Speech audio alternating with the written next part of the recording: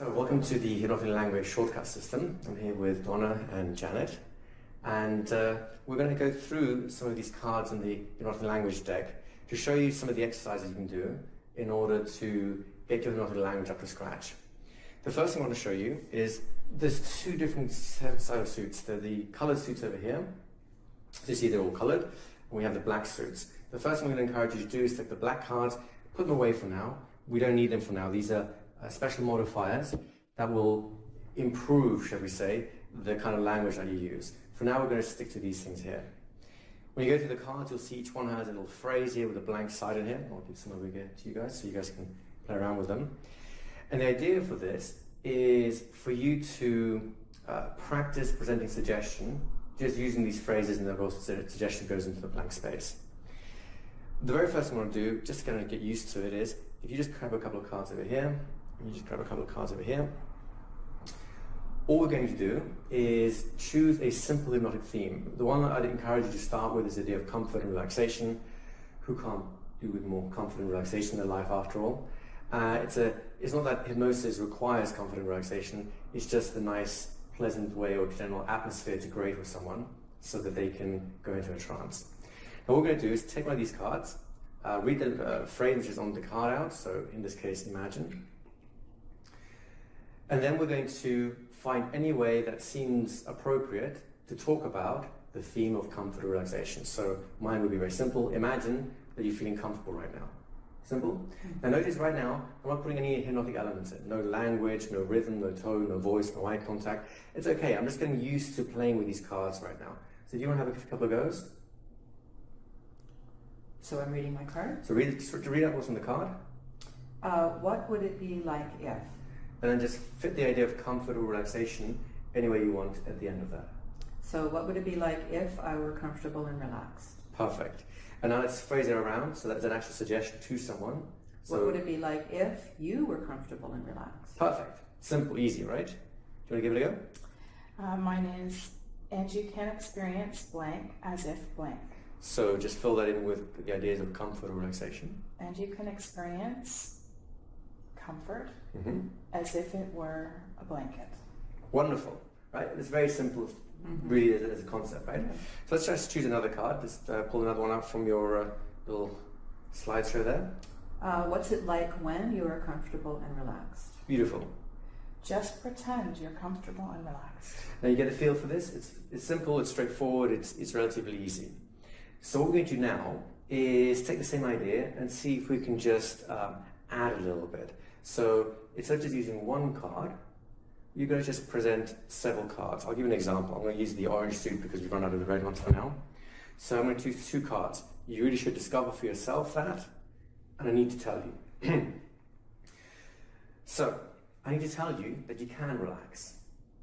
And you really should discover for yourself that that relaxation can lead to comfort. So it's the same thing we did a moment ago. We're just going to roll on, shall we say, with two cards to get more of a feel for it. Okay? Do you want to give it a go? So I want you to suppose that you're comfortable, and what would it be like if you were relaxed? Beautiful. And you can experience comfort as if it were a blanket. Just pretend you're covered in that blanket. Wonderful. Right?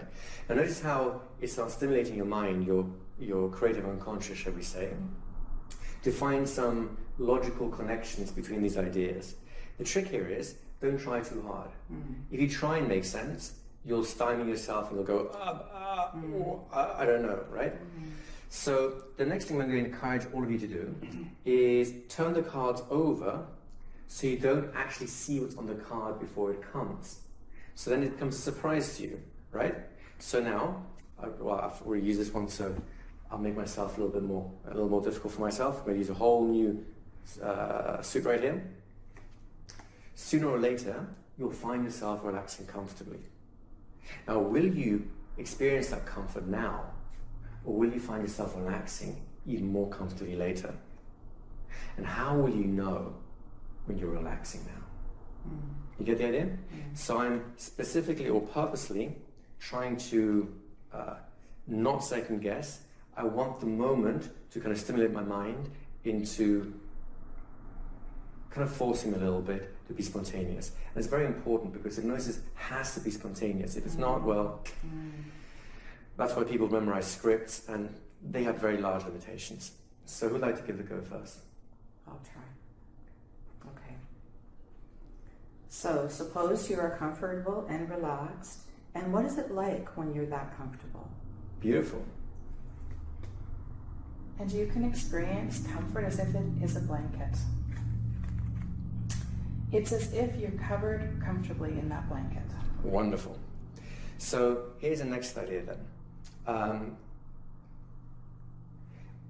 The more you practice something, the more it ingrains inside you, right? Now, what's more useful to practice in something that you want to be more conversational in, or especially in something therapeutic, of course, as well, where you need to match the moment, where you have a pre-created idea or one that actually fits the moment? Well, which one do you think would be more useful? So you're a social worker, right? In the moment, I'm thinking. I would tend to agree with you, absolutely. Joining where the client's at. Right, because if you come with a pre-created idea and try and force them into it, they might resist because it might not actually fit them, right? So to make sure we do that, whenever you come across a card that you've already done, so I've already used this one over here, try and stretch yourself a little bit to not use what you've already done before, right? And in that way, you are adding richness to your communications rather than just memorizing one way of doing something. You get the idea? Yes. So there's no problem with actually repeating yourself. There's absolutely, in fact, there's notice the idea of hypnotic repetition. But at the same time, if you stretch yourself towards the idea of not repeating yourself to come with something fresh each time, you're doing two things. Number one, you're being more spontaneous each time because it's forcing you into your unconscious much more. And number two, you're creating the right kind of connections inside your brain that when a moment presents itself, you get to use that moment in a way that's useful rather than ignoring it and trying to force what you had in mind already onto the situation, which never works quite as well. You get the idea? Being in the moment. It's totally about being in the moment. So let's help you out with that a little bit. In fact, we're going to keep the same cards because that's going to force you into something a little bit, and then we'll throw some more things out there. All right? Okay. So you want to give it a go again? Upside down, like this? Yep, just upside down. So now, I don't mind which way you hold it as long as you surprise yourself with what you're going to say. Oh.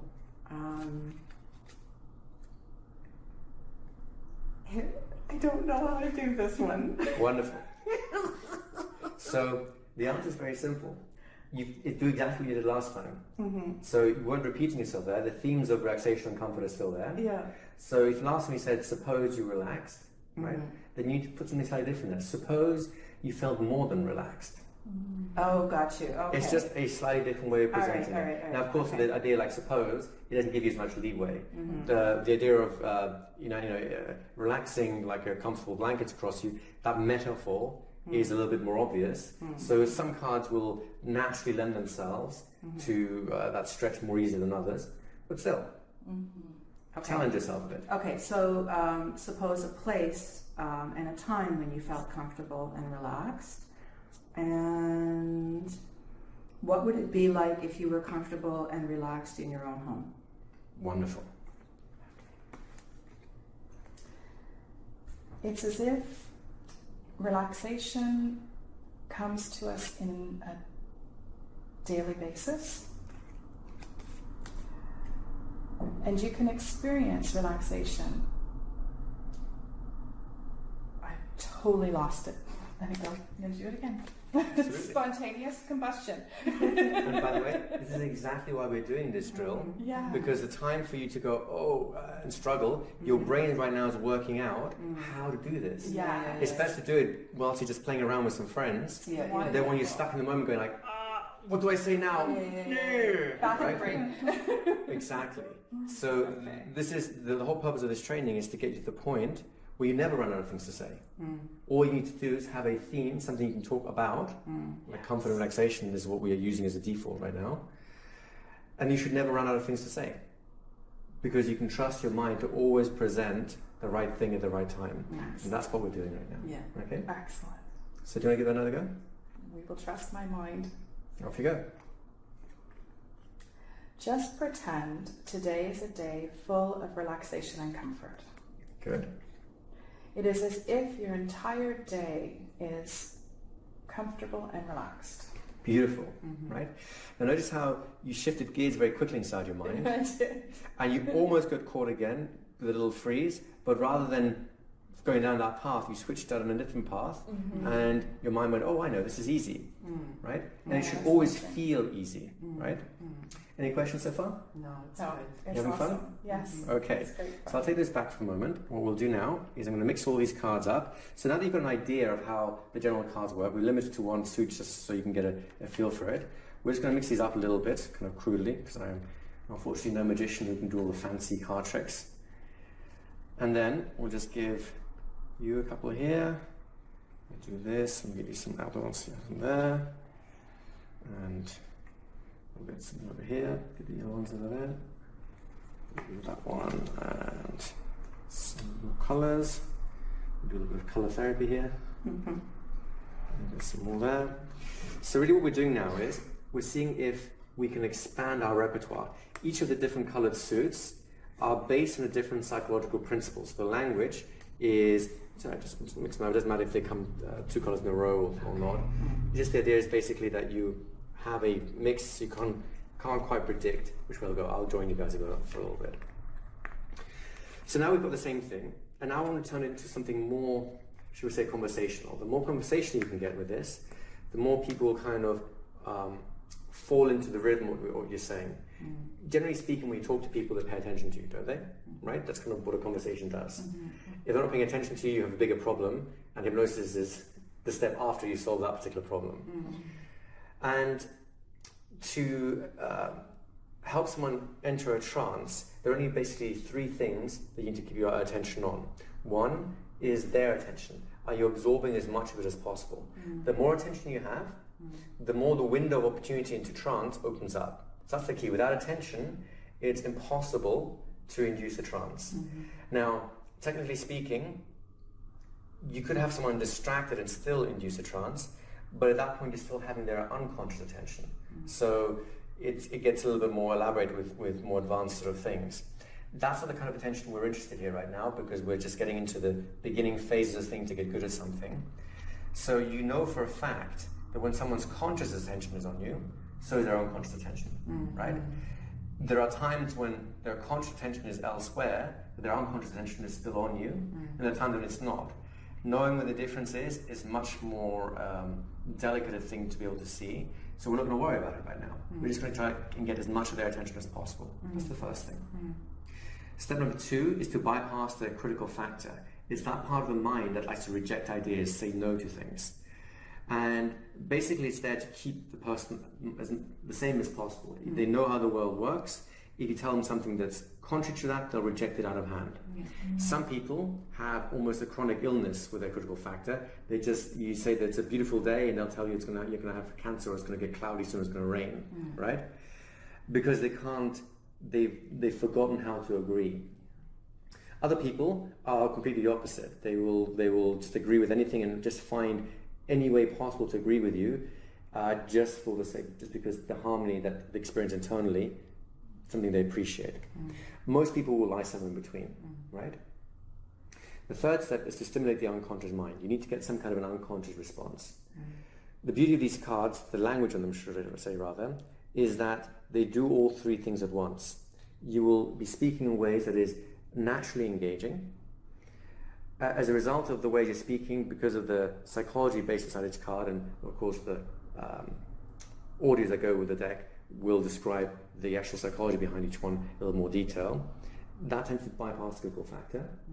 And then finally, the idea of stimulating their unconscious, that's what your suggestions do. If you were tense a moment ago and suddenly feel more relaxed, did they do that consciously? Well, chances are they didn't, because they just listened to you and they just felt better afterwards. That "I just felt better" is another way of saying, consciously, I have no idea what happened, but unconsciously, something positive did occur. So all three things happen at the same time. You get the idea? And we're going to start weaving in our ability to activate those three core principles as we do these exercises as well. So let's keep it in the back of your mind. then we'll just do the exercises again, just as we did before, and start weaving in some more nuances to make that happen.